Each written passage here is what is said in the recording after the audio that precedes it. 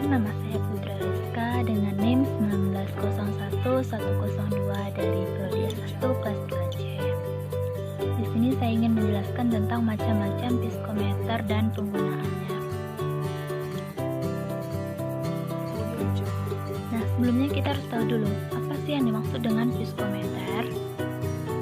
Psikometer merupakan sebuah alat yang digunakan untuk mengukur viskositas suatu cairan, di mana viskositas sendiri yaitu tahanan aliran fluida yang merupakan gesekan antara molekul-molekul yang satu dengan yang lainnya.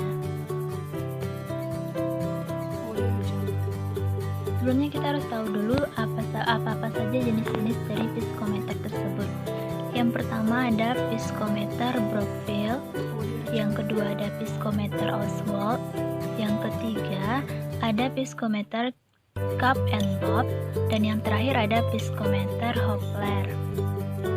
Mari kita bahas satu persatu. Yang pertama ada psikometer Brockfield. Psikometer Brockfield adalah jenis psikometer putar atau rotasi, terdapat dalam berbagai model berdasarkan rentang viskositasnya, yaitu model LV, RV, HA, dan HB. Psikometer ini mengukur tenaga putaran atau torque yang digunakan untuk memutarkan spindle yang dicelupkan dalam cairan. Cara penggunaan psikometer tersebut yang pertama yaitu pilih spindle yang sesuai dengan viskositas sampel. Contohnya air menggunakan spindle nomor 1. Pasang spindle pada gantungan spindle. Yang kedua, turunkan spindle sedemikian rupa sehingga batas spindle tercelup dalam cairan yang akan diukur viskositasnya. Yang ketiga, hidupkan psikometer dengan menekan tombol on di belakang alat. Yang keempat, biarkan spindle berputar dan perhatikan jarum merah pada skala. Yang terakhir, catat angka yang ditunjukkan jarum merah tersebut untuk menghitung viskositas. Angka pembacaan dikalikan dengan suatu faktor yang dapat dikutip dari tabel pada brosur alat. Yang kedua yaitu psikometer Oswald. Digunakan untuk menentukan laju aliran kuat kapiler. Pada psikometer Oswald yang diukur adalah waktu yang diperlukan oleh sejumlah cairan tertentu untuk mengalir melalui pipa kapiler dengan gaya yang disebabkan oleh berat cairan itu sendiri. Cara penggunaan psikometer Oswald yang pertama yaitu sebelum digunakan, psikometer hendaknya dibersihkan terlebih dahulu. Letakkan psikometer pada posisi vertikal. Yang kedua, pipet cairan yang akan ditentukan kekentalannya dimasukkan ke dalam reservoir A sampai melewati garis reservoirnya, kira-kira setengahnya. Yang ketiga, biarkan psikometer beberapa menit dalam termostat untuk menyeimbangkan atau mencapai suhu yang dikehendaki. Yang keempat, cairan dihisap melalui pipa B sampai melewati garis M. Reservoirnya, cairan dibiarkan turun sampai garis N. Yang terakhir, kita catat waktu yang dibutuhkan cairan untuk mengalir dari garis M ke garis N. Yang ketiga yaitu psikometer Cup and Bob.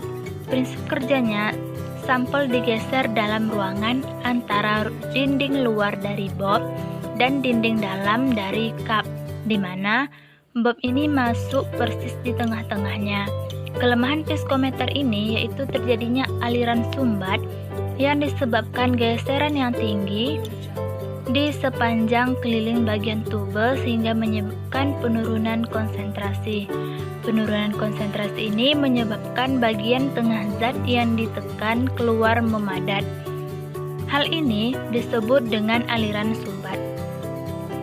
Cara kerja dari psikometer Cup and Bob ini, pada psikometer Cup and Bob, cara kerja mengukur viskositas dilakukan dengan cara memasukkan cairan yang akan diukur pada ruang tertentu. Ruang ini terletak di antara dinding dalam mangkok atau cupnya dan dinding luar dari bobnya. Setelah memasukkan cairan, langkah selanjutnya adalah memasang roto terakhir. Hidupkan alat dan nilai viskositas akan langsung terlihat pada skala. Jadi di sini nilai viskositasnya akan langsung bisa kita lihat pada skalanya. Nah, yang terakhir yaitu viskometer Hopler. Pada viskometer Hopler yang diukur waktu yang dibutuhkan oleh sebuah bola untuk melewati cairan pada jarak atau tinggi tertentu. Prinsip kerjanya yaitu menggelindingkan bola yang terbuat dari kaca karena gaya gravitasi benda yang jatuh melalui medium yang berviskositas dengan kecepatan yang besar sampai pada kecepatan yang maksimum. Kecepatan jatuhnya bola merupakan fungsi dari harga respirok sampel. Cara penggunaan dari viskometer Hopler tersebut yang pertama yaitu ukur diameter bola, timbang massa bola, ukur panjang tabung viskometer dari batas atas sampai batas bawah. Yang kedua, tentukan massa jenis masing-masing cairan, ukur temperatur alat viskometer Hopler. Yang ketiga, tentukan massa jenis cairan, ukur temperatur alat viskometer Hopler.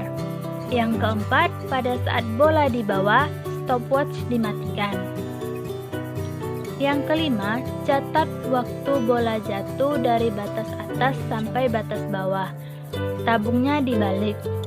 Dan yang terakhir yaitu ulangi prosedur 3 sampai prosedur 6 sebanyak 3 kali berturut-turut pada temperatur lain dan cairannya yang berbeda juga. Nah, di sini bisa dilihat ada contoh soal dari viskometer Oswald. Soalnya dengan viskometer Oswald didapat viskositas aseton sebesar 0,315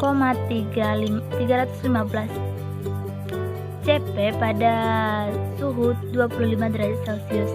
Kerapatan aseton 25 derajat Celcius sama dengan 0,788 gram per cm kubik. Jadi ditanya berapa viskositas kinematis aseton.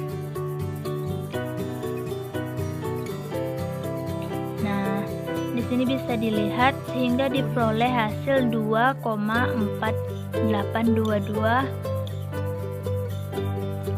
meter per sekon. Nah, di sini kita akan mengetahui manfaat viskositas dalam kehidupan sehari-hari. Yang pertama yaitu dalam pelumasan, viskositas adalah karakteristik minyak pelumas yang paling dibutuhkan. Untuk berjalan lancar, viskositas juga merupakan elemen penting. Yang kedua, viskositas adalah ukuran apakah alirannya lam atau turbulen. Dan yang terakhir, dengan bantuan viskositas, kita dapat mengetahui perilaku viskositas yang membantu merancang mesin, membangun kapal, bekerja dalam kondisi laut. Nah, sekian dulu guys pertemuan kita kali ini.